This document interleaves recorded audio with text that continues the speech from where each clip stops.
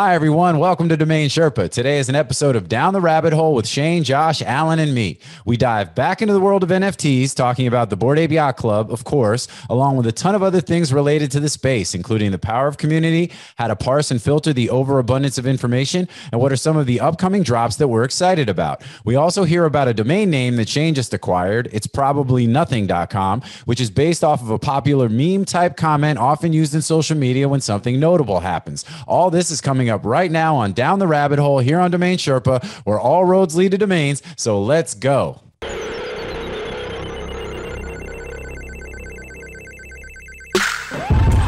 don't matter what you say, there ain't no way that you messing with my team today. It don't matter what you do, I will not lose. What's up, Sherpa Network? Thank you for tuning in today. My name is Jonathan Tenenbaum, aka JT, aka Jay On, and I am the host and producer of DomainSherpa, where all roads lead to domains. Today's show is a Down the Rabbit Hole because, as we say, all roads lead to domains. And in the reverse, our work with domains has us venturing all the time into different areas and topics, some that are very familiar to us, others that aren't as much. And we've been using this show a lot lately to talk about crypto, DeFi, and NFTs. So, with NFTs exploding and a lot of us having been really involved, we brought the crew who was on the last show, which was Ape Baby. Shout out to Alan. And so that's what we're going to get into today. So just so everybody knows right off the bat, if you want a super domain focused show, this is not it. Go check out the show we just released with Pedro Noronha from Noster Capital, talking about institutional investment in domain names. There's a lot of really super cool, exciting things that we talk about in that episode. And we're going to continue to push that ball down the field for sure. But this show today is about NFTs. NFTs what? NFTs nuts. All right. Anyway, so with that, let me go ahead and introduce my squad here. Over to my right, we got my boy Josh Reason, a.k.a. Bjorn Borg, a.k.a. Harry Kane, host and producer of the Digital Fortune podcast here on the DomainSherpa Network, founder of DNWE, the domain name platform. Go get yourself signed up if you're not signed up. It's a subscription model. Great platform to be able to sell and buy domains. Make sure you go there, check it out, make it happen. Also, successful domain investor himself. I say it on every show, man. Heavy and Zed run. He's got himself a Bored Ape. He's got himself a whole lot of different NFTs. So, we're going to talk about all that here. So, Josh, what's happening, man? Welcome to the show. What's up? Happy to be here. All right. Now, continuing to go down in the, in the order is, I don't know if it's clockwise or counterclockwise, depending on whatever. But got my man Sugar Shane Culture, a.k.a. Honey Shane, a.k.a. Mike Rowe. So for those of you who don't know, go check out dsad.com. Shane does his daily list for domains. I know there are some folks, myself included, that, check that list out literally on a daily basis. Some people, that's literally how they base all of their domain buying, at least, the stuff that they're trying to do, efficiently, right? It's like, because, to do a lot of research on domains and on top of all the platforms, it's not necessarily easy. Shane's list makes it easy. So make sure you go check it out. Always good content there, good names, and, get your portfolio cracking. He's also got bhouse.com, wormcastings.com, and a collection of Bored Apes and NFTs. He's now heavy in alpha. He's the Alphabetes, the spokesperson, official spokesperson for the Alphabetes. Shane, what's happening, man? Good to be here. Yeah, it's I actually grow plants for a living. That's like the real thing. I have hundreds of acres of plants. I know. In the middle of the plants, I'm checking the floor on Alphabetes. My hydrangeas need to be trimmed, and the Alphabetes I need to sell some floor. And it is really wild because when I see you post pictures of the mums and different things that you got going on, and you just see literally acres of these plants in like a real actual, physical, business that is as big in scope and space and size as yours. It's like, it's always a reminder, right? Like, get outside and smell the roses. I do millions a month in plants. That's how I make it. But it's now I'm Doors. That's my new handle in crypto. DOORZ. Doors. Doors. I'm opening doors. All right. I like it. Opening doors. Opening doors. Yeah, I bought doors.io. I'm going to put my website out there. You're like Doctor Strange. Doctor Strange. Billy, throw Doctor Strange up, with all opening the portals and stuff. You know what I mean? That's right. I'm opening doors through NFTs and crypto and plants. Right. I dig Wholesome and oh yeah, we got it all across the board. Well, you know what it is, man. It is all good. And thanks for being here. And then last, but certainly not least, we got my man, Alan Dunn, AKA Bill Gates, AKA Gandalf. So Alan's only been on a couple of times since I've been hosting the show. So I'll give him a little bit more of an official intro. But the managing director of Name Corp, a company focused on domain name management and acquisitions, 20 years experience, $50+ million in transactions, self-professed domain name nerd, also founder of autismawareness.com, community of over 250,000 people with a focus on autism awareness. And now he is the man when it comes to NFTs. He is not exactly, Shane's actually the one who got me to ape in on the Bored Ape Yacht Club, but Alan's been doing this at a higher level for a bit longer and is that guy. Like, he is that dude. So while I would say follow all of us, but make sure, like, Twitter and all that good stuff, all these guys should be on your short list, but Alan in particular has been a guiding light on a lot of this stuff. So I appreciate him and I appreciate all y'all. So Alan, thanks for joining the show. No problem. Happy to be here. I need a nickname like Sugar Shane. I love that, dude. Sugar Shane, Honey Shane. All right, I'm gonna come up with something, man. I'm gonna, I'll work on it. We did a DomainSherpa review, which will have been out, I think, by the time this show comes out, where we had Alvin Brown on the show, and I gave Alvin, I said, I called one of his AKAs was Kevin Durant because he's from Texas, and Kevin Durant played his college ball at the University of Texas, and Kevin Durant just led the U.S. men's basketball team to a gold medal. And he's like, Kevin Durant. He's like, man, call me Kevin Hart. I want to be Kevin Hart. I'm like, all right, hey, I guess now if people are going to choose and, pick and choose their AKAs, I guess. He's a little closer in height to Kevin Hart than he is. That's where it was. He's like, I'm funny, man. And yeah, exactly. He's like, we're closer in stature. He's like, man, I'm not Kevin Durant. I'd have to, put on, platform shoes or something to get there. But anyway, so that is what's happening. So that is the panel. These guys are, close friends of mine. Also, we're all kind of on this journey together as we've been delving deeper and deeper into the world of NFTs. But, all domainers at heart. So it's, we're all very commonly situated. A lot of domain experience, obviously. But now, as we've been doing the NFT thing, we've been having a lot of fun with it. And so with that, let's talk about the state of the union, right? Right now, what we've seen since the last time we've done this show. So when we did the Ape Ape Baby show, we, at that point, I don't even know what the floor was. Do you guys remember? I mean, it's so crazy because the NFT world, everything moves in hyperdrive. It's like, this week was the longest year, in NFTs, right? I mean, it's like you go from it, or the fastest year, right? Even though it was 7 days, the amount of stuff that's happening between the amount of projects and everything. And for the audience's benefit too, guys, because I know there's a lot of domain folks that are watching and listening. We're not sitting here necessarily saying, hey, you guys should all get into NFTs, right? I mean, there is a lot of noise. There's a lot of nonsense. There are a million ways to lose your money. So really what we're talking about here is, we get together and we talk about this stuff anyway, even if we're not on camera and we're not on the microphones, we're like talking about NFTs, we're talking about domains, we're talking about crypto, we're talking about different stuff. And this is just things we enjoy getting together and talking about. And, we know we've got an audience and, there are definitely more and more folks that are kind of in our circle and our expanded circle that have been, getting involved and, you see it on social media. So, it's just been a lot of fun. From a community and a sort of a vibe standpoint, it's been really positive. So anyway, so with that, just kind of the disclaimer, look, none of this is financial advice, DYOR, do your own research. And for us here, we're just going to kind of bullshit about what we want to talk about and hopefully y'all find it insightful.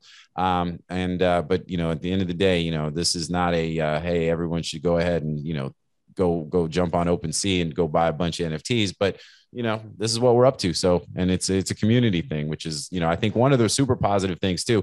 One thing I loved about domains when I first got into domains was that it was a really great positive type of community. And I think you see that with NFTs, but even on a broader scale, and maybe because it's even more of a diverse. So let's talk about that first. I mean, what do you guys think from a community standpoint, right? Do you guys see the same thing?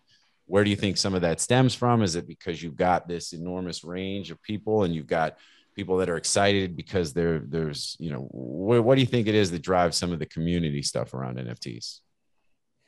Success. I mean, what it comes down to is because we were so early in this spring, you know, early spring or winter, I'd say spring, and now pretty much everybody that was in at this point has done well. Mm-hmm. And when you've taken a couple $1,000s and made it into hundreds of thousands of dollars, you don't do anything but smile. So it's, you know, that's the thing. And so we all have been super successful. It's been nothing but an upward cycle. And so it's a little bit more difficult to have somebody else come in and say, hey, I think you should spend $50,000 on an ape. Yeah.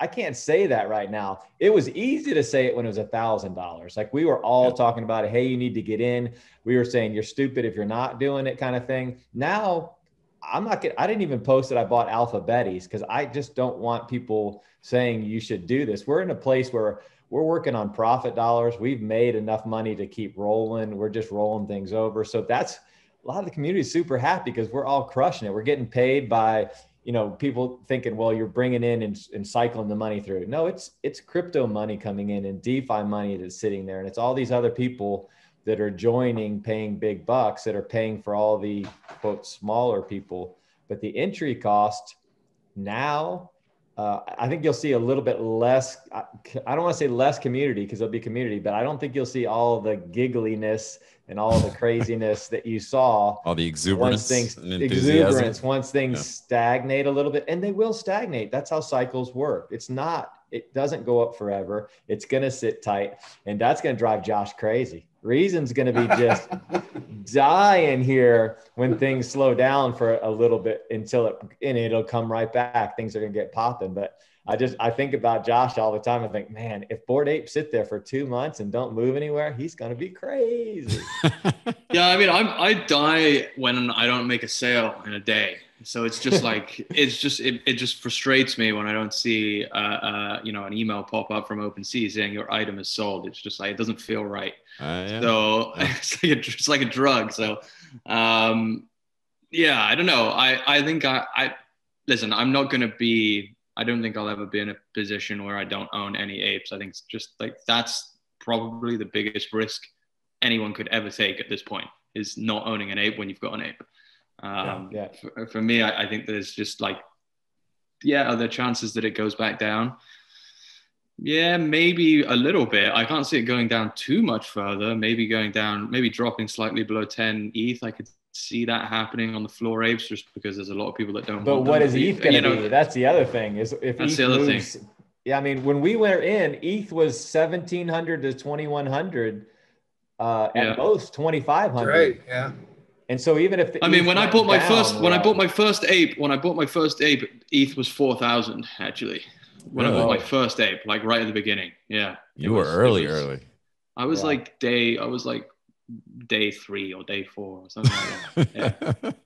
But like what happened with the apes, like it was when I first got in, when I first started to see it, I think Morgan was in, maybe Shane was in as well. Yeah. And I saw it and I was like, okay, these are kind of cool. I'm going to buy one. I bought one, and then the Meebits came out, and right, you went heavy on Meebits, yeah. But like the market died. Nobody, like there was no liquidity in apes anymore. Nobody was buying apes because everyone was focused on Meebits. So then I went and bought a bunch of Meebits, and suddenly, you know, the ape community out of nowhere just like rallied and just destroyed Meebits, and it was insane. And then, you know, I don't know, maybe like 2 weeks later, I woke, because I just slapped the ape back on the market for like what I paid for it. I was like, this was a waste of time. What am I doing? Yeah. And I woke up one morning, it sold, and I was like, whoa, I wonder why that sold. I must have just got lucky. Like logged in, went and checked the floor, and my ape sold like at the floor price when it was like pretty rare. And I was like, what the hell's going on? It was just surging. It's just, and then from that moment onwards, it basically didn't stop. Well, and if you remember, there was, Beeple did the one thing with the Meebits fighting the Bored Apes, you know, or you know, they were like in combat with one another, you know, and that to me was actually kind of a turning point, because it was like, oh, now, because at that point, people had sold his $69 million, 15,000 days or whatever that work. Yeah. And, he was kind of, he was the guy, he was the man. And then all of a sudden he was providing sort of this, like, in a lot of ways, it was kind of like a stamp of approval on, because CryptoPunks were doing their thing, and they were, and obviously they're at another level. And there was definitely, I think people had accepted, okay, those have value and that's the thing. But these other avatar projects were still kind of new, and it was like, is that stuff even worth paying any attention to, And then when he gave it that sort of stamp of approval, that was just another kind of check mark to say, hey, these things are legit, and now they're in everybody's consciousness. And then, it just went nuts, and, so. Yeah, no, and I think in every market too, like when a market is really hot, and when apes came out, punks was, they were the hot thing, is that I don't think anybody really understood, or enough people really understood, how big this market is. Yeah. And like, you didn't need to own a punk. You could now own an ape. And it wasn't a choice of either one or the other. You could literally, now there was 2 communities open, and there's more communities open since then. But I think the apes really prove that there's such a, that you can even have subgroups. Like you have aliens now, wicked craniums, you have all these little subgroups. And yeah, that was the turning point for me. Like, it wasn't just about a PFP. It was just like, wait a minute, there's going to be PFPs for kind of whatever you're into, right? And that was pretty cool. Yeah, no, absolutely. And then there's subgroups even within like the apes, right? I mean, we talk about that. We got Cheetah Gang, Cheetah Gang, we the gang. I got a Cheetah Ape, that's my man Safari Ferrari. You've got this Rare Ape Club, and I know, Alan, you're part of it because you've got, you qualify, and where you need there's certain criteria. It's not necessarily based on just sort of this informal, hey, we're all cheetah apes, so we kind of throw up the Cheetah Gang thing like in Twitter, but there's also now, stuff like that. The Rare Ape Club, the RAC, they've got their own token, right? That you've got to verify to be able to get in to participate in the Discord. Gold Apes, for example, or another group, right? And Gold Ape. It's now it's $1 million. So it's effectively, if you want to be part of this group, it's $1 million. It's like a country club membership now. Where it's based, and we got the most popular beach club here in town. I point out the window because it's that way. That keeps going up as more and more people move to this area of Florida where we are. And, when we first moved here, it was like 10, 15 grand. Now it's like $50,000 to join. It's like, it's an exclusive club, and and then it's a question of, well, what are the member benefits, and in some cases there is real value to being in, these small groups, these Discords with some of the, whether they're successful, they're lucky, whatever it is, you've got these groups now, and like, whereas just being able to be a part of it there's a potential benefit to that. And people, there's a lot of alpha in that group, a lot of intelligent, smart people in this space that are in that group. And not because they had tons of money, it's because they had the foresight to buy the best of this and hold, right? And willingness to hold on to them. That's another thing. So yeah, and I think that's what's also really interesting. It'll be interesting to see how that plays out over time, because these collections of groups of people, like you said, it's not just, they're so wealthy and they can just buy their way in, but they're in because of the fact that they are smart, savvy, understand the market, understand the space. So, and speaking of space, so I kind of brought it up in the beginning before we got onto the community, talking a little bit about community and stuff. State of the Union, apes have, since the last time we talked, apes have continued to explode. They're cooling off a little bit right now, like as of the last day or two. But when you're talking about a floor of, 15 Ether now, it's still 50 G's to get in. It's as much as a car, a good car, maybe not a used car since they're pretty tough to get right now. But it's a real investment. So that I would agree with you, Shane. It's hard for when people are hitting me up now and they're like, oh, now we're paying attention. We've been listening to the podcast, seeing what you're up to, follow you on Twitter. Like, what's up, and it's like, I mean, again, I can't advise anybody to go get an ape. I do think that they're only going to continue to appreciate and value, because I think that even though, and a lot of people too get turned off, I think, when they first come into the space and they now see, they go to Rarity Tools or something like that, and see that apes are just one of like 100 projects, you know, and they're like, come on, you got apes and dogs and cats and this and that. And like, how do you even know? And it all seems like overwhelming, and it's all a bunch of nonsense, you know? And,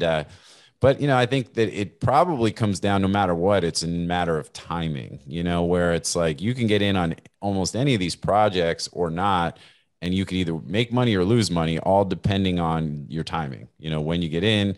And it's so hard, I think, to figure out. And this is where I, you know, personally, I have a hard time being in like 50 discords at one time to figure out like what's really going on, what's happening, what's going off, and what's, you know, what's a good time to get in. Some stuff you're better off not even minting and waiting till after the mint to then buy in the secondary and then see if there's going to be a push. You know, patience matters, but sometimes if you hold too long, you'll be left with a bag, you know? So what's the, so Alan, let's talk about that for you. I mean, you spend a lot of time during the day kind of parsing through different stuff to figure out what you're going to do. Like, what's your sort of general method without giving away too much of the secret sauce? What do you, I don't think there is any secret sauce. I think it depends on the project. Right? Like if you can, let's put it this way. If you're, this advice is going to apply to two different people, right? Like if you're trying to just buy mint one or two of an edition, then the gas cost at this point is often really not worth it, right? But if you're trying to mint like the maximum you can, whether it's 5, 10, or 20 or something, then yeah, I don't really care about the gas, because it just depends. It's just a math issue, right? Instead of paying 0.8 for something, you're paying 1, which really is much of a difference. But it depends on the project. Like I don't like to really get into projects where it's so heavy in the beginning. Like I like to watch it get to 2,000 or 3,000 sold out first, and then kind of jump in. But I've had more luck actually just going after the rears right after. And what you know, a lot of people are asking me, well, what are the rears? Because OpenSea has a delay, right? So let's say if there's 10,000 minted, it's going to take OpenSea about 24 hours to actually get all that data in and kind of like signify what's rare. But all you do is just go to the highest last sale. And because people already know what the rares are, some people, and they're buying them. So if you go into a collection of 9,000 and there's 5 suits selling, then it's a pretty good assumption that a suit is one of the rarities, right? But yeah, it's different with everyone. I mean, like it's so hard to explain.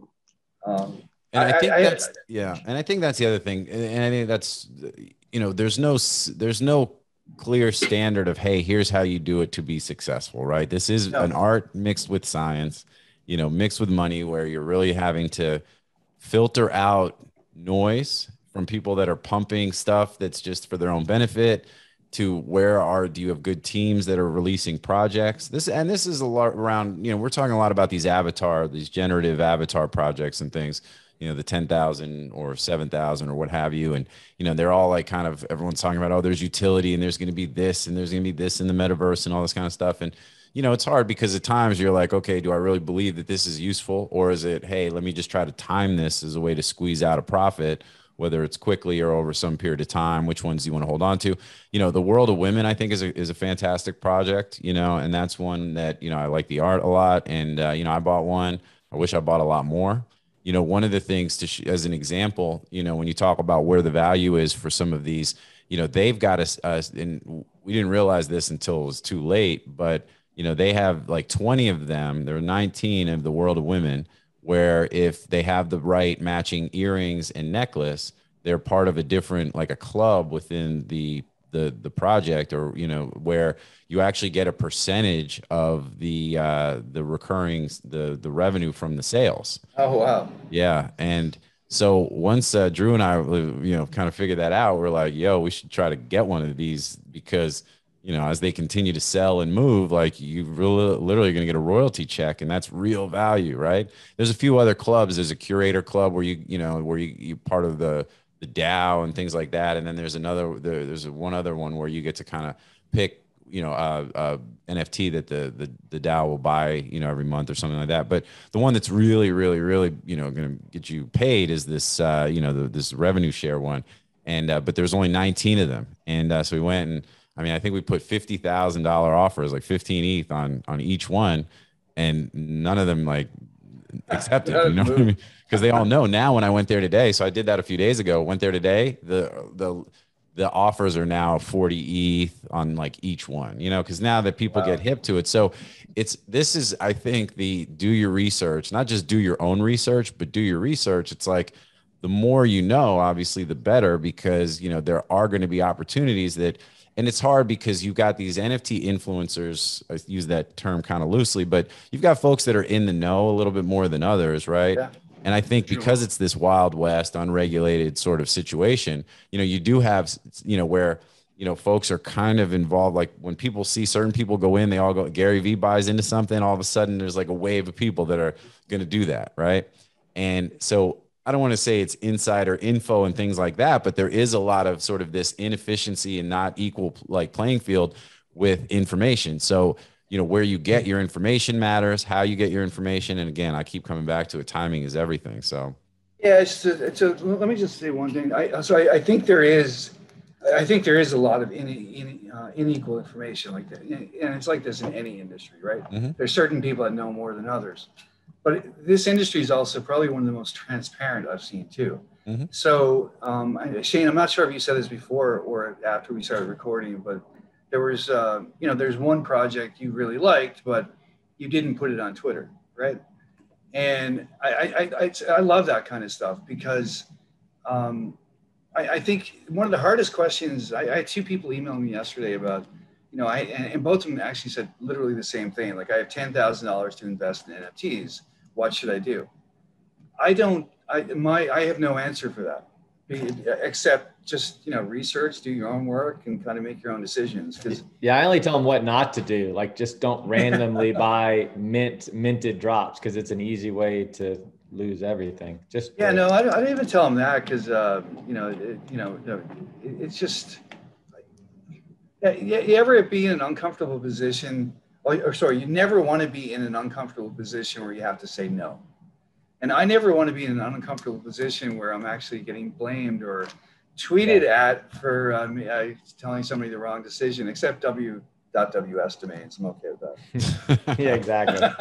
Well, yeah, no, and I think that's a fair point. I mean, you know, because again, I was saying the same thing. Like, you know, people, they're asking like, hey, how do, you know, where do I get in? What do I do? You know, and it's like, you know, that's not what we're not really telling people to do anything, you know, other than just, like you said, do your research, pay attention. You know, I mean, a lot of this is this, like, you get this, I think you make a good point to what I was saying about how you do sort of have this sort of, you know, folks have this inside track, and, you know, kind of there are cliques of people who seem to be more in the know than others, but largely because they're also in these discords. They're, you know, they're on Twitter. They're following the right people. They've been through it. It's like in domaining where, you know, you've got to make mistakes to learn, to know what a good domain is and how you're going to go and actually sell it or monetize it. You know, in some cases you have to fail to learn, right? You learn by doing, you learn by failing. You know, not everything is just going to be success. I mean, there's nothing in the world that's just success and on top of success.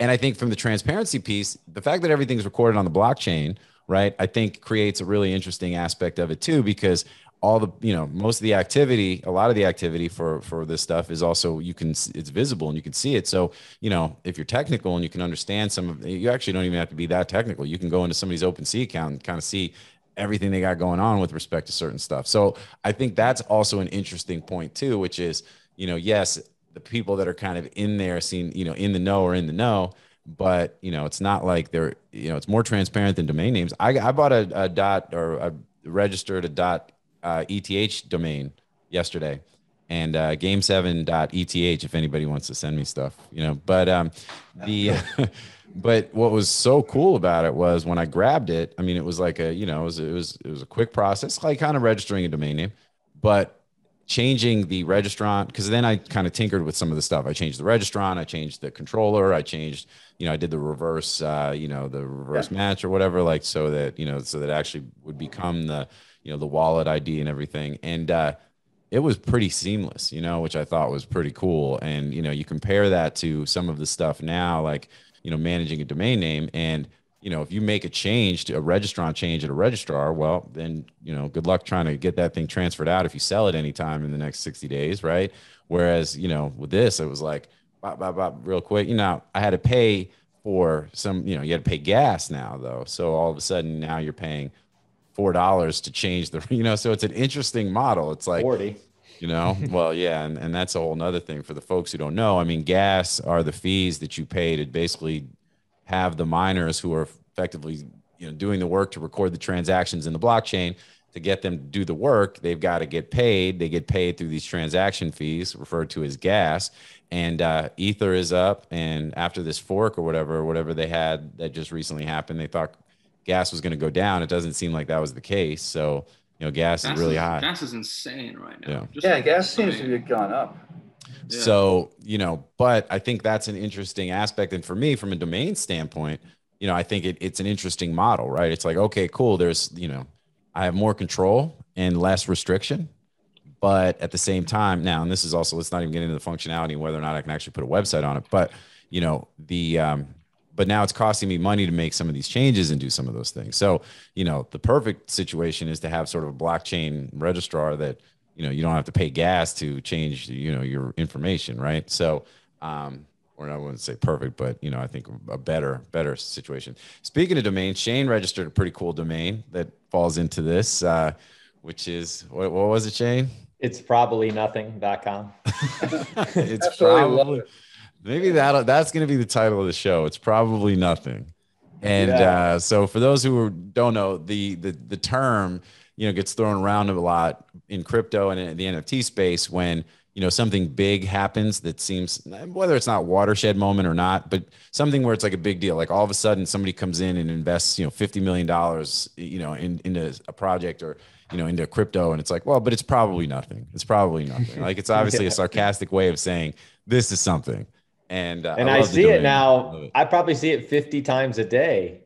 And we get all these domain investors, and I won't go on a tangent too much, but I heard the term beanie babies like 12 times today from people and all this stuff. But when it comes down to it, it's opportunity, and there is real opportunity, and that's all we're taking advantage of. And it's already going to make me money. I don't know if I'll sell this or not, but I got a cool domain name. That's what we do for a living, is sell domain names. And after all this, what do I come out with? I thought that was a pretty good domain name out of this thing. Yeah. It cost me $1,000. I mean, it literally was a buy it now after Nick quick purchase through GoDaddy, $1,000. That's not even half an ETH. It's a quarter ETH.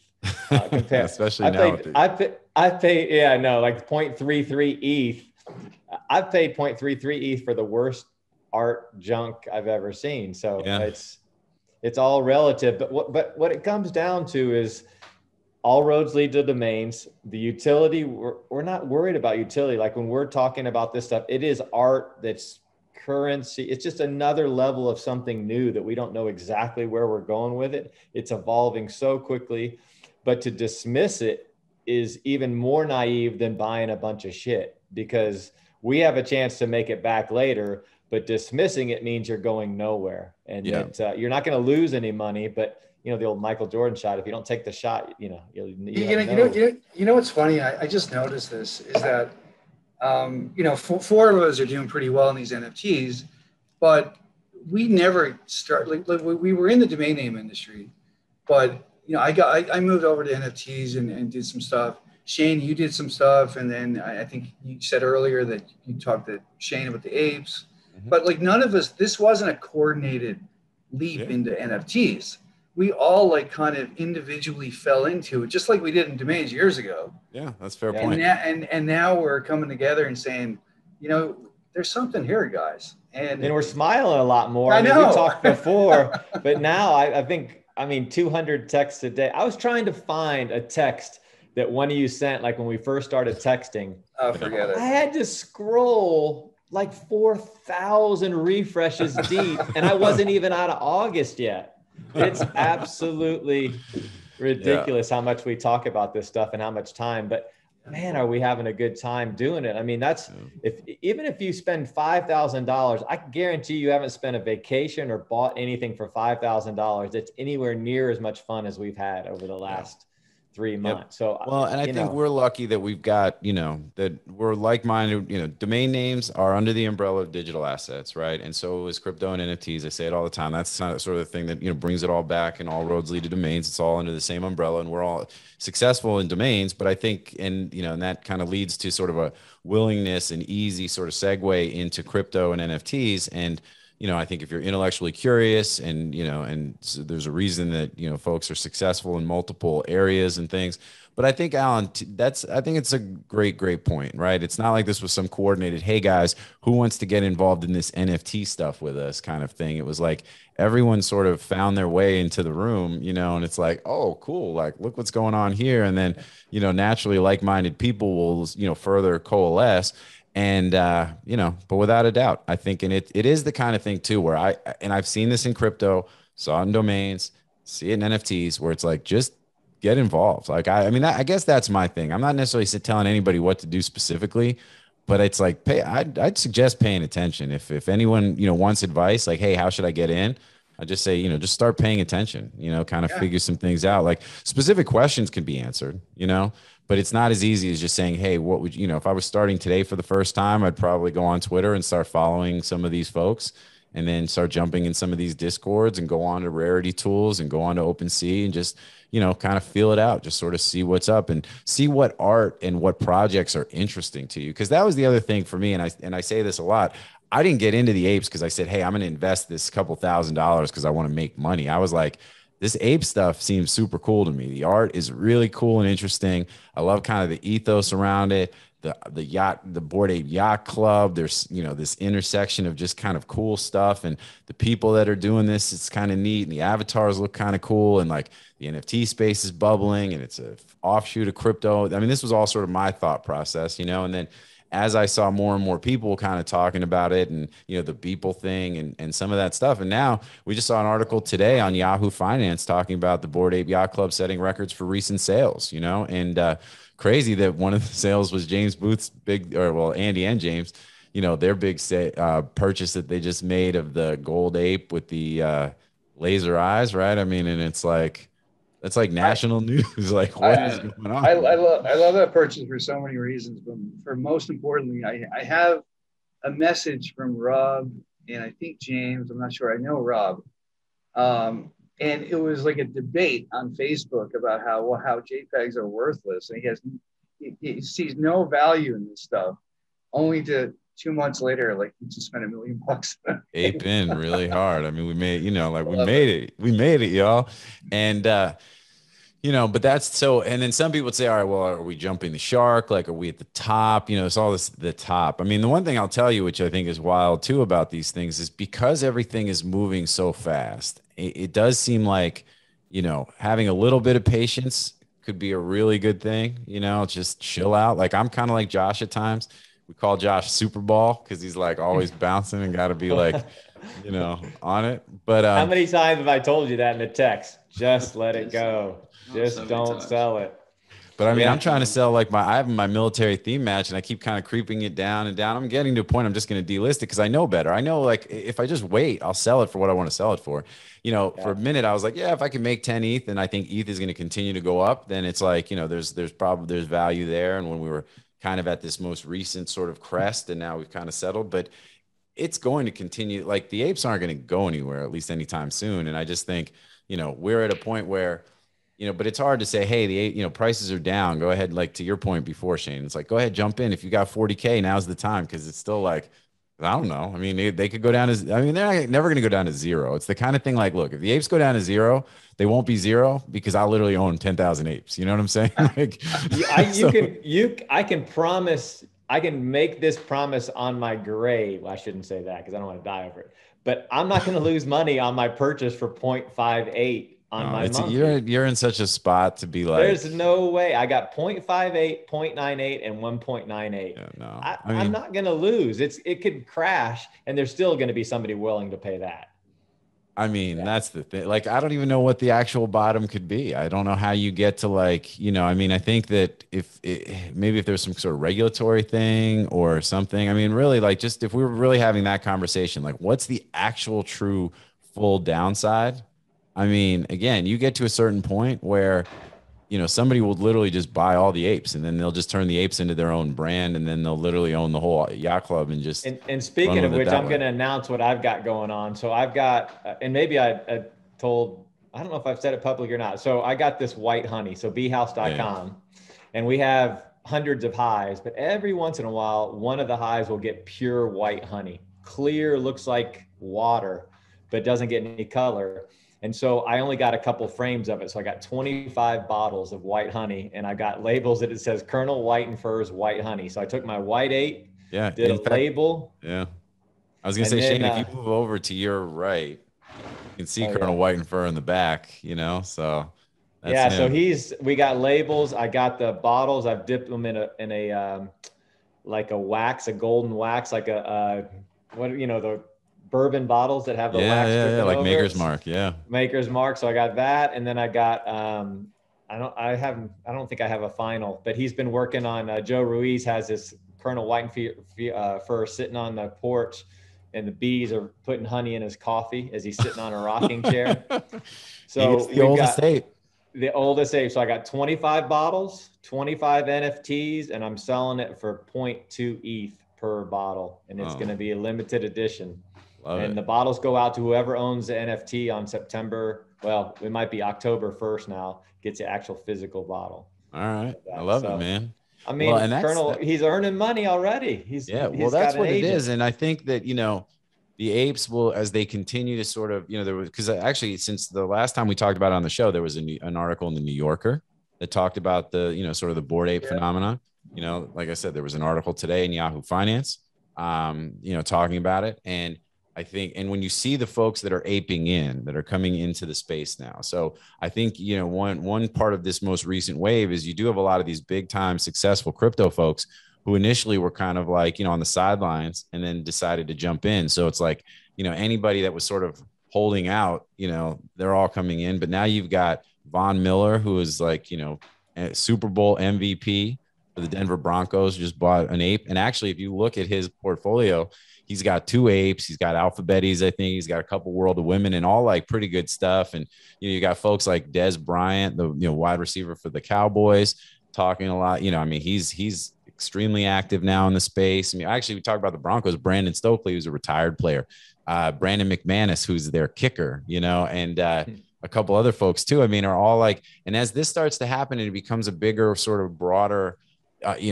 awareness of this stuff, it's just like, I mean, but I think it's interesting to see how much of that then bleeds into other projects. Do other projects become, as successful?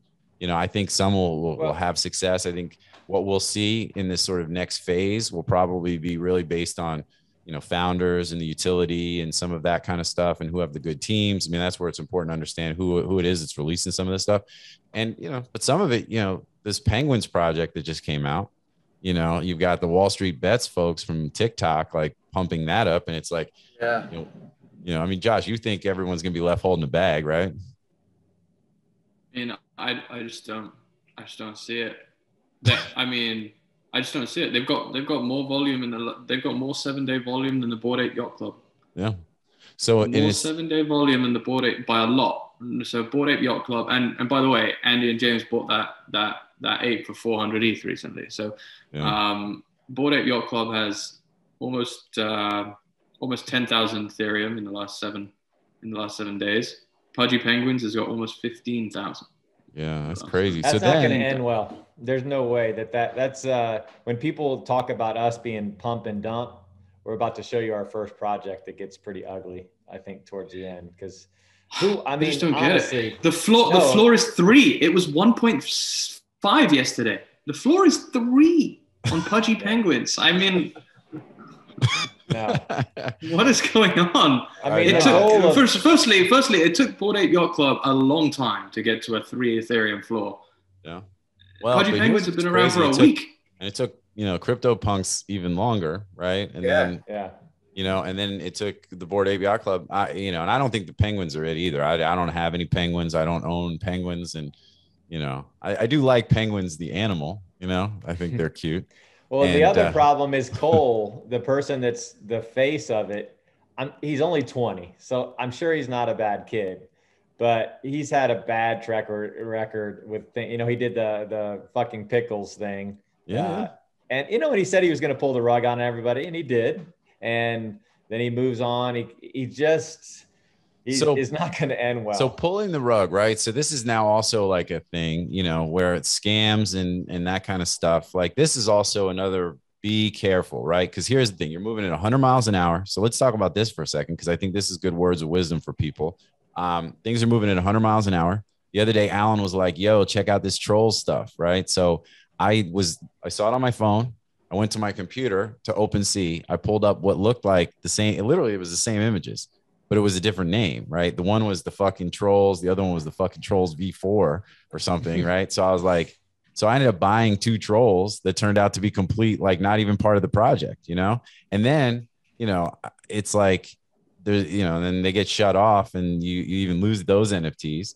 And it's like, but there's not a lot of recourse for that kind of thing. Your Ethereum is gone, right? And you could go try and chase it down. It wasn't a lot of money, so it wasn't a huge deal. But, I think it does kind of show, you're trying to, because these mints. But it was a lot of money. If somebody charged you that extra amount on your food when you went to Applebee's, That's right. You would start throwing bottles against the wall. Oh yeah, we would have seen you on page 6.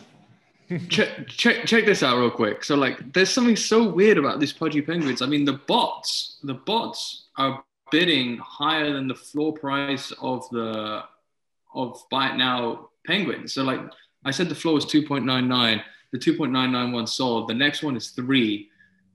It's go buy it now, 3 Ethereum, and the top bid from a bot is 3.115. Yeah, well, that's another thing too. What is going on? It just a second sold, by the way. So now the floor is 3.1, and so again, it's got a buy it now price of 3.1. The top bot bid is 3.17. What? Yeah, and I don't know what is going on. So are the bots moving? So the bots are moving faster than the actual floor? The bots are moving faster than the floor. I've never seen that before. Yeah, and that's what's, and that's where I think it's also, and I worry a bit. There's Yoni back there. If Yoni gets involved, like if he gets in, forget it, man. I'd like buy and hold, because if he comes in, man, that floor is lava. You know what I mean? It is like, it is just going to like boom, boom, boom. Like, because once he gets busy, man, he'll figure out exactly how to, monetize. It'll be all mathematics. Yeah. Dude, so you could, there's one penguin, I just clicked on it. For some reason, it moved down to 2.75. You could buy it for 2.75 right now and then accept the bot offer for 3.11, so whatever, make 0.4 Ethereum. So do it. Just do it right now. Easy. And the bot offer doesn't expire for 2. I would, but I don't have 3 Ethereum in this wallet right now. That's the one thing too, is we've got hundreds of thousands of dollars in NFTs, and most of us can't scrape up 2 Ethereum except for Alan, because we buy everything if we see something of value. It makes no sense. This penguin sold for 3.79 an hour ago. The guys, that tells you, now right? Selling it for 2.75. Someone's taking it one. That's where it's going to be, and I worry that if you get too much of this stuff where it's like a little fast and loose, and it's, it's the Wild West, but if you get people who've got bad intentions, and anytime you've got money involved, you're going to have to worry about scammers and fraud and all that kind of stuff. So when we talked before about the rug pulls, there are these projects where people literally are like, hey, we got this project, people buy in, and then the teams like disappear that are around it because they're just getting all this money at the mint. And then they said, oh, we got this roadmap, because that's what you'll see a lot of times too with these different, the teams, the leadership for these projects. They're like, oh, we've got this really great roadmap. We're going to unveil all this cool stuff, all this utility. And then after the mint and they get their cash, they basically disappear. And it's like, yeah, that just didn't work out. You know what I mean? So it's like, and how much of it was life gets in the way versus they really never had a roadmap to begin with. And, therefore they were just trying to squeeze whatever they could off of the, getting the project out the door, which is why I think it's important to look and see who, having adults in the room is important, seeing who the actual founders are for these things. But some of this stuff you just won't explain. I mean, it's hard because it's like trying to judge like what art is going to be popular based on, different things. Like some of this is more art than science. And Sure. because of that, you just don't know.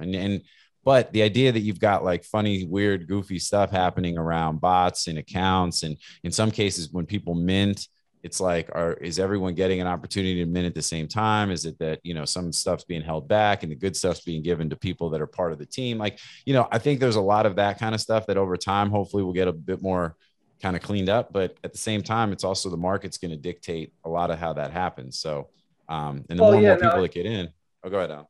Yeah, no, and getting back to your point earlier about transparency, like I think there is a lot of information that, like any project, there's going to be people involved that know more than somebody else.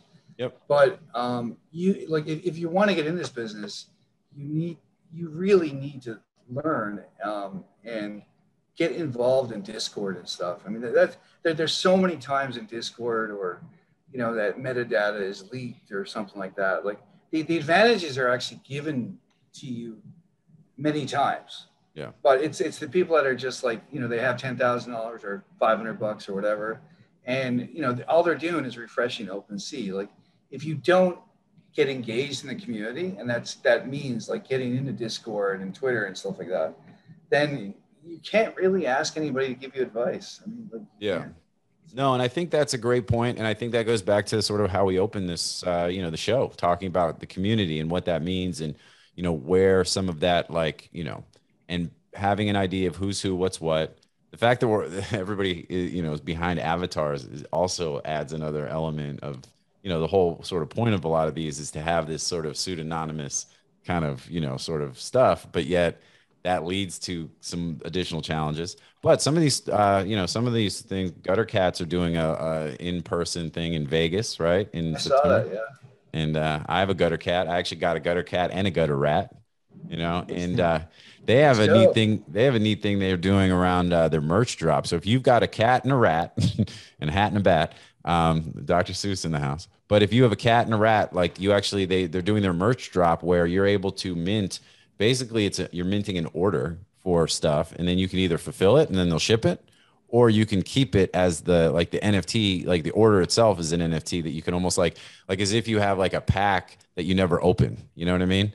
And so there's really some interesting, unique, cool nuances around some of this stuff. And that's where if you've got teams and people that are really, sort of in it for I don't say in it for the community, because look, everybody's in it to try to make money, but but if you've got folks that know what they're doing, that are clever and smart and, and are doing some of this stuff as a way to try to, grow what they're doing and boost it in a way that's to everybody's benefit. That really is that. And that's where having the right founders and stuff with the projects makes sense.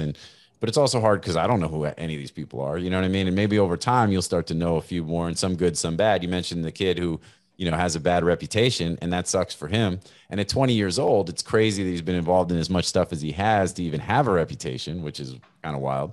But, you think back to, in the domain space, there were when, back in the day, you had Yoni and those guys run around, and Merlin. I mean, they were so young and, had a ton of success, although, they didn't have the, they're not a situation like we're talking about with the dude here in the NFTs who, is creating a bit of a, issue for himself and just some of that stuff. So I don't know, man. I mean, I think that's also, but yeah, so, it's not hey, let me just dabble, and we have to be careful. I can say personally for myself and our business is that, our business is still domains, right? So we're not an NFT business. We are involved in NFTs. We're having a blast doing it. Spend a lot of time talking about it, but our focus is domains, and that's what we spend our time on. We have to be careful not to have that overload of distractions, which is actually why I don't spend a ton of time in the Discords, which is also why I'm not invested in 20 different projects. I have a handful of NFTs and I've had success with Bored Apes. I really like the Bored Apes.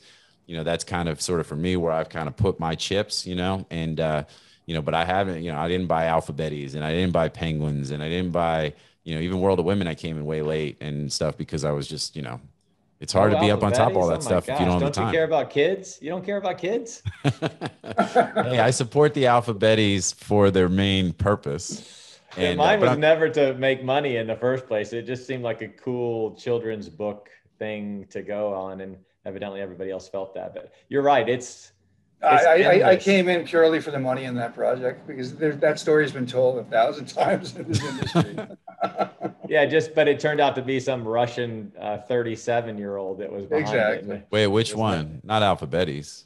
No, but just in general, you don't know. Everybody's doing for a good cause or saying, but then you get the Bored Ape Yacht Club has donated serious cash. I mean, we're probably talking $500,000 now to animal projects. That's $500,000 that was not given until this happened. I feel comfortable no matter what happens. I think it's 800K.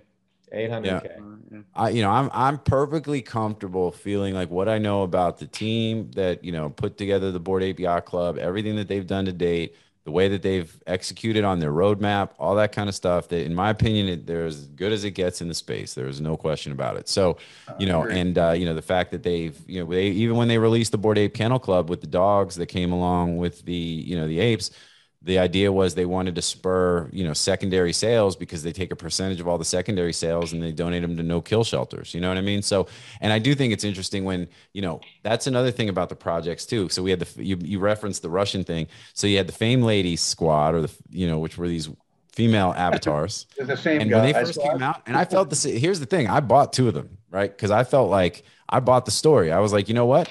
Bored Ape Yacht Club is pretty male dominant. You know what I mean? Coming from a domain world that's also very male dominant.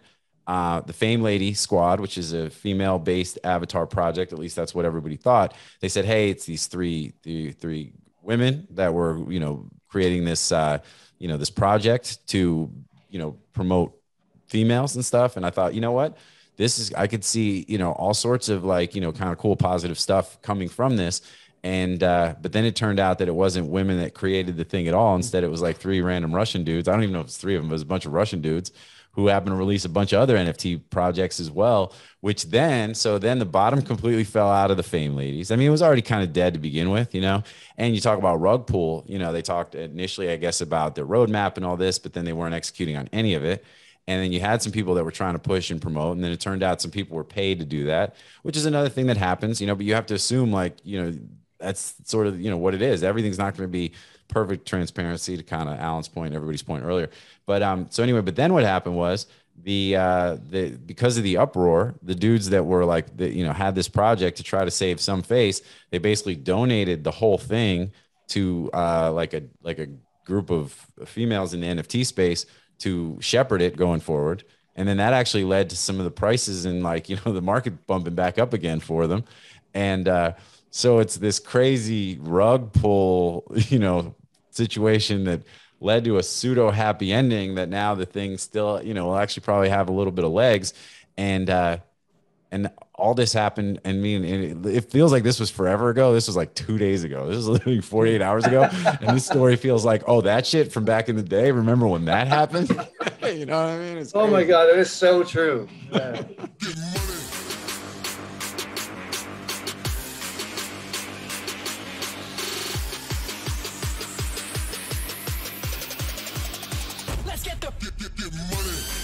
Media Options is the industry's leading domain broker specializing in domain acquisitions, high-value domain sales, and domain name consultation.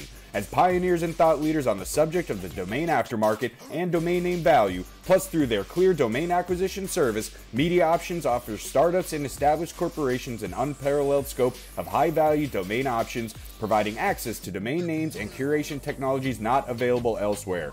Media Options believes in the power of a great domain name and is dedicated to helping you obtain yours. Call or email today to put a domain to work for you. But what else? Anything that we didn't cover? Let's talk about what we like. We got to talk about what is minting. Let's talk about what's minting. Sure. So go ahead, Josh. I don't really know. I'm just looking. I see that Rarity Tools has an upcoming mint now, which is useful because. That's really cool. Yeah, because I think it's important to try to be able to follow along. Like I'm with you. So when you're trying to figure out what projects are coming out. Okay, well, and it's tough because if this is going to air early next week, And then, so what will, so let's talk about what's coming up, and will anything be coming up post? Let's see. So if you go to rarity.tools, for the folks who don't know, that's a big, really important site. You have to be on that site if you really, for a good bit of info, which is rarity, RARITY.tools. So any of these things, I see mini mints, cicadas, deep blue sea, The featured one is Apes of Space.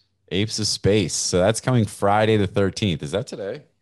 Yes. Oh yeah. So we're recording this on Friday the 13th. So you're gonna mint any apes of space? Anybody getting apes of space? It's just a Alan? gamble. No, I'm not. I don't see anything on this page. You don't see anything on there? No, he's saying he doesn't see anything. I don't see anything. I really like Greycraft. That is Okay. coming Yeah, out. I'll buy that. When are they coming out? I'm not sure when the release date is, but it's relatively soon. Is that the spaceship one? Is that? Yeah, that's the one. Yeah, that's the spaceship one. Is it a second round or something? So yeah, we're gonna be late on this one. But on Saturday, CyberCons is coming out. That's gonna be awesome. Which one's CyberCons? I'll email it to you. Oh, CyberCon. Yeah, so CyberCons. 9. Yeah, those look cool. Those are all right because they're fully integrated into Sandbox. And that's so CyberKong. So it's CYBERKONGZ, CyberKongs. They got their website. That's another thing too. You know what I mean? It's so funny. Like coming from the domain space, we would typically be pretty dialed in, like what's actually happening on their main domain. And like on the World of Women, like that's where they had all that club information. I didn't see any of that stuff. I popped into the Discord. Discord's hard for me to follow sometimes because especially if you get thousands of members, they're talking about so much stuff. So then you got to find the right channel to get the right info. But some of that just comes with knowing what's up. Like if you know, like it's like the definition of porn under the Supreme Court. It's like you know it when you see it, right? It's like you kind of have to be in and sort of understand the rhythm of some of these conversations and the way that some of this information comes out to know parse what matters, what doesn't, because you can't invest in everything. You come in and try to buy up a bunch of random stuff, like you're going to get wrecked. So the key is to really how do you sort of parse through it. Here's one that I really like that will be coming out after this show airs, I believe, is that the On One Force. I love this so much. I love everything about this one. Yeah, this one I'm definitely going to try to grab something, and that's On One Force. So it's it's 0N1 Force, 0N1 Force, and it's hand drawn style avatar NFT stuff. There's about 7,777, so it's just shy of 8,000. And just some of the folks involved in that. There's going to be some kind of a game involved and some different things. So DYOR, do your own research, but I like that one a lot. And it looks like that is going to go on sale on Thursday, the 19th. So that's next Thursday. So if we can get this show out by Wednesday, then, folks can hear that ahead of time and maybe check it out. But I like that one a lot. What's up with CyberCons, Alan? Because they've been trading for a long time, right? They were one of the first projects around like this year. They just have this amazing community. Like, so basically as punks and apes kind of really took forefront the last couple months, CyberCons has been somewhat quiet. I bought it, I don't know, probably 4 or 5 in the beginning. But over the last few months, they introduced breeding, they introduced their own token. Their token gives you 10 banana a day. Excuse me, 10 token. The token name is banana, but I think it's like $7 or $8 now, like a token. So you're talking $2,000 a month in just the token value. They introduced breeding. I sold one 3 months ago. It was actually the first avatar I used. I switched from my real life picture to an avatar, and I used it for about a month. And then I was just cleaning up my wallet. I bought a punk or something, and anyway, like it was that period a few months ago when everything was down. So I sold it for like 1 ETH, only because I didn't really dig into the community, and I don't know. It was one of those things. And Yeah, I looked at it like last 2 weeks ago, and it was like 10 or 15 ETH. Now it's almost 20 ETH. So one. all these cybercoin that I'm seeing right now that are like 1.5, they're all the newly bred ones. Exactly. Yeah, you got to sort by Genesis. I think it's the very last section. It says type, and it says Genesis. And the thing is, there's only 1,000 of them, right? So you have a community which is almost as strong as Bored Apes. And I'm not sure in terms of members, but in terms of like just passion. They're already executing on their roadmap. They already have 2 or 3 things already done. So what's coming out? So what's coming out on Sunday the 15th that they've got this? Like, why are they? If they're already out and about, why are they on the list? It's another extension of what they're doing. I got to look at it. Okay. Well, no, I mean, I think. Oh no, yeah. Okay, so what this is, as far as I understand, is that. So I've been told. I'm not sure if this is public or not, but I've been told if you own a Genesis CyberCon, you're going to get one of these free. Okay. And so this is their play into just 3D kind of. Yep. And that's like you said, like they're, so. They've become a character in the sandbox game or sandbox metaverse. And yeah, this one's interesting. I mean, that's what's crazy though, because you look at this list and there's dozens on here, and to try to parse through and figure out, like, and some of these look like, I don't even know, man. It's like there's one, it's nuggets, like chicken nuggets. You know what I'm saying? Like, what? You know?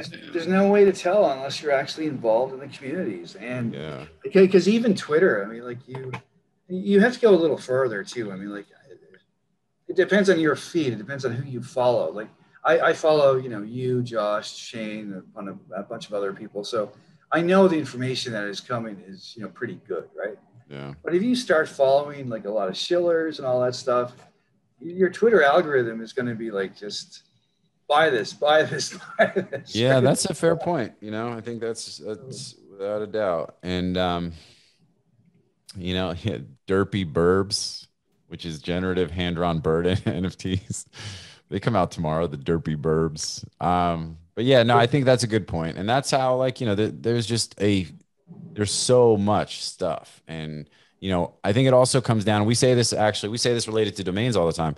What's your ultimate goal? Like, what's your plan? What's your risk tolerance? What's your time horizon? Right. I mean, if you're getting into NFTs, it almost has to be a combination of truly enjoying some of this stuff as well as investing. And from an investment standpoint, it's like, okay, you just got to kind of break it down. It's really where do you think how quickly are you trying to make how much money? And some of these look like, I don't know, the Space Punks Club to me looks like trash. No offense, but it's. I don't like anything to do with punks. I mean, I feel like it's just. It's almost like Bone Club. It's almost Wicked Bone Ape Club. That's horrible. It looks horrible. Are they? I mean, well, it's like they're just, and some of these they're literally taking the same traits and this kind of stuff. I can't tell who's affiliated with who, but yeah, you're right. I mean, you got to just spend the time. Otherwise it's like, and again, we're not fully committed, at least for us, like in this space like this, but we do learn more, and we are checking it out like daily. So, and we're learning more on a daily basis.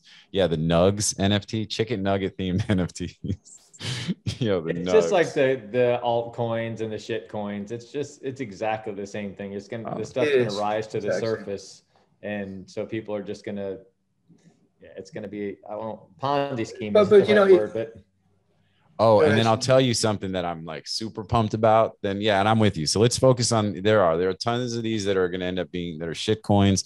90% of these are going to end up being worthless at the end of the day. So I think I would agree. You kind of pick the ones that you think have, unless you're just trying to game it from a timing standpoint, like you would the shit coins, right? Like buy them, pump them, dump them, and go. Which is. I think a pretty dangerous game to play unless you, sort of have somewhat of an inside track to get a sense of which ones will give you that opportunity. But, the meta heroes, are the ones that I'm that I'm definitely down with, they're going to be great. And, you want to break that down a little bit, Alan, like the whole Pixel Vault, Punks comic. I mean, so if you bought a Punks comic, so there was a comic, that came out, Punks comic, issue 1. Is issue 2 out yet? No, issue 2 is not out yet. I think they said like September show. I'm not sure. So basically, if you bought the first comic, then you had an opportunity. You could either stake it or burn it, right? And if you burned it, you got a membership in their DAO. Is that what it is? Yeah. So the Punks comic has probably been one of the best investments. It's one of those things like if you like there's controversial figures in every space, right? Beanie's, he's well known to be controversial. But Beanie he's is also the leader of Pixel Vault, which are the folks that put out the comic. yeah. Yeah, I'm just saying for the audience's benefit. Yeah, no, you're right. I mean, Beanie is incredibly smart. He understands this industry. And so when he put this together, he, the whole team or whatever there. So if you buy Punk's comic, there's a lot of different elements to it. But if you buy Punk's comic, you could have initially minted them for 0.2, right? Now, a single Punk's comic is almost, I think, 3 each. 3. I think they hit a 3 floor today.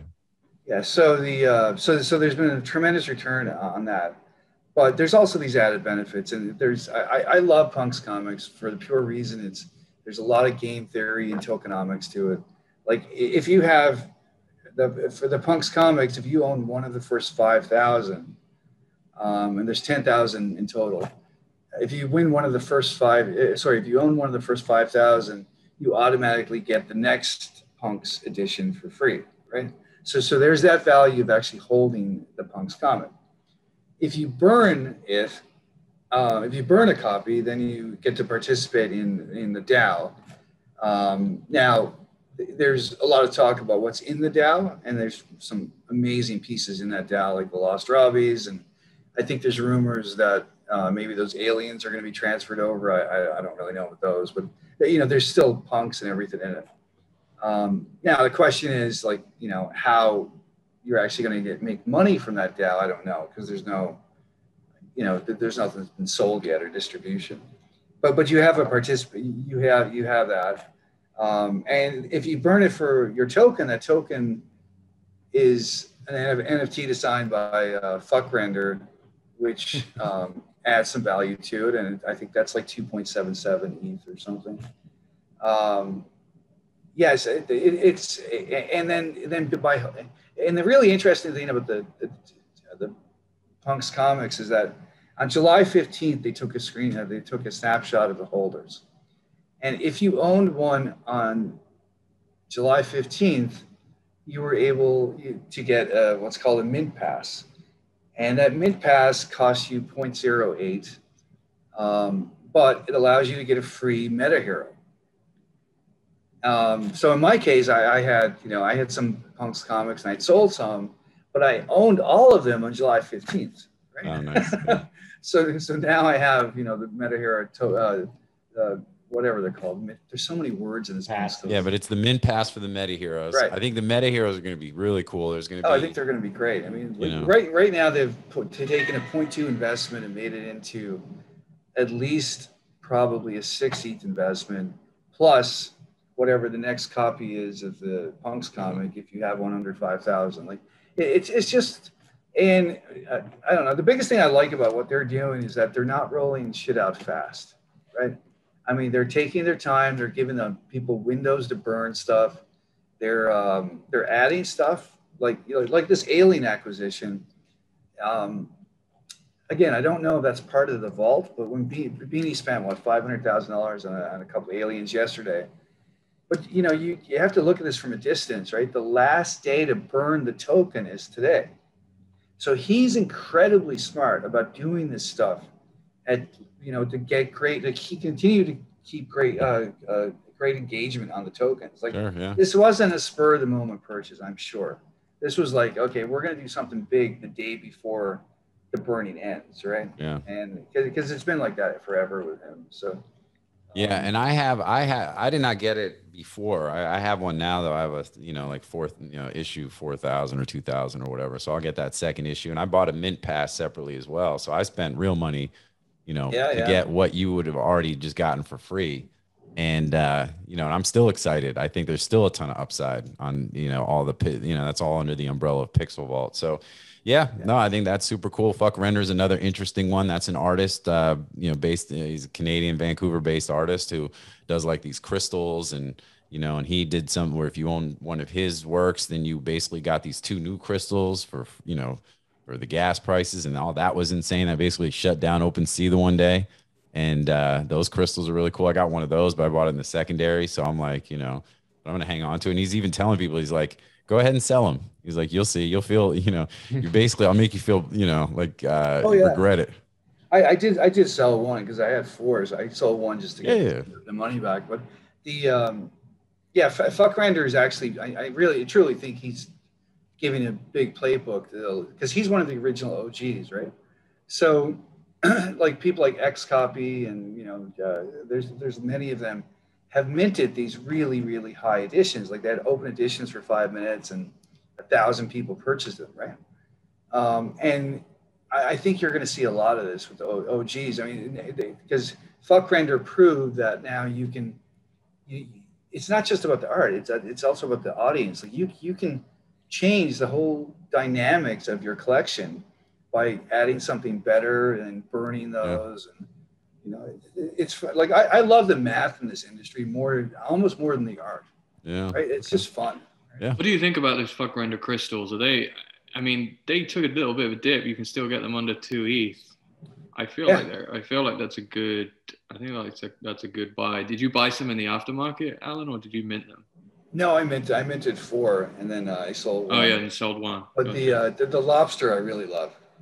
The lobster I really like that one. Yeah, I bought one in the secondary, and you know, it's although at the time I had no idea like rarity, you know what I mean? Like that's the other thing, like you said, it's hard to tell, and until you start to understand a little bit about what, you know, as they're coming off, because that was chaos when they were being minted and listed and all this stuff. So you could have gotten some pretty good deals if you knew what you were looking for, you know, but in some instances you were better to be a seller than a buyer and vice versa. So it's like, that's also why, you know, and it's where it gets a little crazy sometimes in those moments because you're pumping gas and you're trying to not lose your gas. And you're also trying to get this and do that and flip this. And it's like, you don't always know what the right answer or the right decision is. It's not that easy. And sometimes you have to make split decisions in a very short period of time that, you know, could lead to, but that's also why, you know, you got to be careful, because what happened to me, and I'll use this as a, you know, as a cautionary tale, is like, I was trying to move really, really quick during that troll situation that,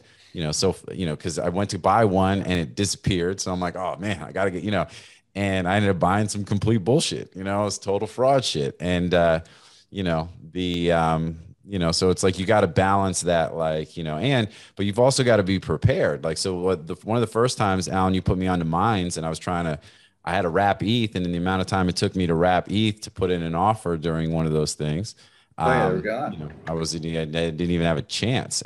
But, you know, so there's it's a lot to work through. I think, Shane, you make a great point that it's a lot like shit coins and altcoins in crypto. Yes. And, you know, so you really just, unless it's your plan to try to play that game, which could be very lucrative if you know what you're doing and can work it out. But, you know, like I said, no matter what, you got to have ETH in your wallet. You got to just know how some of this stuff works. And for a lot of folks, that's still kind of new for them. You know, I mean, the first time you set up a MetaMask and connect it into your OpenSea, and, you know, you got to work through your process and, you know, understand how these, just even the minor details, because for the, you know, for not even OGs, for people who know that they know and they've been through it, people that are like new to the space that are just trying it for the first time, it's you know, anyway, so you know, there's do one really. Do you guys think rarity matters with things that are not you know, with projects like Fuck Crystals that are like a little bit kind of like, you can't really look at the crystals and say that's a rare crystal because they all look quite right different. I would say, you know what I mean? Yep. Look, the top one, like that cheetah crystal, is crazy, right? The one that's you know, the one that's the most rare because it has the most traits. That's what's interesting about those the render crystals, is like, it's in the reverse, where like for Bored Apes, if you're four trait, some of these other things, like the less traits the better. In some stuff, it's actually the more traits the more rare. And you know, the crystal that I got is like right in the middle. And I mean, my opinion, and I'll let Alan speak more to this because this is more his world. He's more of an OG than I am. But, you know, I think it's a combination. Like if it's rare, there's benefit to rarity, but I think what it looks like certain people it's art, right? So some people like the scorpion inside the crystal. Some people, I bought the one that had the ring Yeah. inside it because I thought that was cool. So No, I think it's really important to acknowledge that there's different types of buyers and collectors here. Like the PFP, people are buying it to use and be part of a community or whatever. It's part art, it's part use. Stuff like Fuck Render. I mean, there's a lot of true collectors in that for his art. I mean, they're not going to use it as their PFP, but they literally like their art. And yeah, I don't know. I mean, I think rarity is really important. But it depends on the collection and it depends on the sales. I mean, it depends on how the rarities really change. Like if the rarity is just, blue to white, I mean, like, I don't know. I mean, like how rare is that, right? But if it's another element, it really comes down to collection. Rarity tools, and that's different than just rarity overall, but I really pay no attention to rarity tools except more like a sorting tool, just like it's got a good floor. It's good for looking at the floor, and like Bored Apes, it tells you the floor of each trait or each combo, which is right. Yeah, kind of helpful for that. Yeah, but I think I would agree. I don't use it necessarily just to dictate buying and pricing and all that. Other than, like you said, it's a very good sorting tool, and it does at least give you some sort of way to just sort and figure things out. Like when those Fuck Renders came out, like I was not in originally. I didn't own Balance or any of the original stuff. So as somebody just trying to learn about it, I mean, that in itself was an education, right? So when it finally popped on Rarity Tools, at least it gave me a chance to look and see what they all looked like collectively. So it was like, oh, okay, this is what these look like. Oh, here's what some of these different ones look like. Because up to that point, it was crazy. They were just I was like, I have no idea. Like, I think this is cool. You know what I mean? Like, and then it's like, I like it. All right, great. I'll buy it just because I like it. And then, I'm not buying it because I expect that I'm going to sell it and make $1 million, So, but. So, was anybody watching the autograph? Yes. The draft keys. That was crazy. I didn't get into it, but there's drops coming all week with like Tom Brady and stuff. Yep. Yeah, and I think that's going to be. I mean, this is where. So when I did the interview with Chris Jenkins, a big part of of what we talked about was how to leverage the his game-winning shot for the 2016 NCAA National Men's Basketball Championship, and he was. When we talked a bit, we've talked since then, and we've talked offline. About the different platforms and you've got Autograph, which is Tom Brady, and actually and some of the old Demand Media folks. So there's actually a domains tie in there too, which I think is interesting. Yeah. Cool. And then you've got, Candy.com, which is the Fanatics platform. And then that one was sold by Rick Schwartz, or, that was a Rick Schwartz domain. So another domain name tie in to all of this. And then, but yeah, these guys now so Autograph has partnered with DraftKings to really try to hammer the, on the Polygon blockchain to really try to kind of really get in on the digital collectibles piece, right? I mean, obviously Top Shots has been doing its thing, but Top Shots has had almost like this weird, where, everybody was so in and was so popular. It was the new trading cards, for sports collectibles. And then, it's just sort of, I don't know if it was a glut of supply, but I think the next, it seems like things slowed down. Now they kind of pop back up a little bit. But I think sort of we're seeing this next phase on the sports collectible side where we're getting into a little bit more of the, not just like the cards, but more like the moments and some of the more specific, like, I mean, what they're doing here is the Tom Brady carbon signed autograph preseason access pass. You know what I mean? So it's like, the idea that it's, well, that's what I'm saying. It's like they threw all that shit in an NFT word generator. And they're like, beep, you know what I mean? But I think it's this idea though, where we're moving from, what Top Shots were individual moments, right? Little clips that you could, that you would own. And, they only released so many of so much, and some were more rare than others, and different players and different moments obviously had different values. Now we're going to segue into, we saw on, this was the one Beeple invested in, which is the we.new. Right. Yeah. So we.new, which the first thing they did was they did like this special package it was Andy Murray and his Wimbledon win. Pranksy won that, didn't he? Yeah, he what's did. that? Yeah. Pranksy won it, yeah. And, where, the grand prize, I think he even, does he get to play with Andy Murray? Is that part of like the thing? Yeah, at Wimbledon, yeah. So there's a combination of like, physical as well as the digital piece to it. What we're seeing on Autograph, and that was actually, so again, not to keep pumping up but check out the interview that I did with Chris, because he still has the sneakers. So eventually, like when he does his release, whatever platform he decides to do it on, there will be some sort of combination of physical possibly and digital and all that. So it's just crazy that these are now sort of the direction this is going. And I think what we're seeing with Autograph and the partnership with DraftKings, I'm curious to see what it does to DraftKings stock. In all disclosure, I do have some DraftKings stock. I think it'll be interesting to see, because this is a little less about the moments and it's more about like, this is like, again, it's some access pass, but what do you get? The first drop, private community on Discord. It goes back to this whole thing where you're kind of paying for like a membership. You're paying for some sort of access into something.